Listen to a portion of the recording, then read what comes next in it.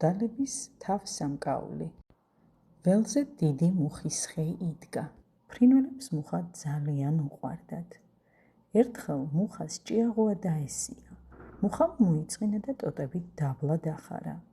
ძალიან შეწუხდნენ მუხის მეგობრები. მათ მუხის საშოვად კოდალებს დაუძახეს. კოდალები მალე მოფრინდნენ. მუხას დიდხანს უკაკუნეს ნისკარტი. ჭიაღუები სულ ამოაცალეს. მუხა განიკურნა და ტოტები მაღლა ასწია. მან კოდალებს ფოთლების შრიალით გადაუხადა მადლობა.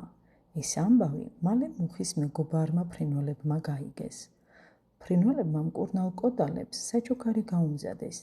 მათ ფერადი ბუმბულები შეაგროვეს. ბუმბულისგან ლამაზი თავსამკაული გააკეთეს.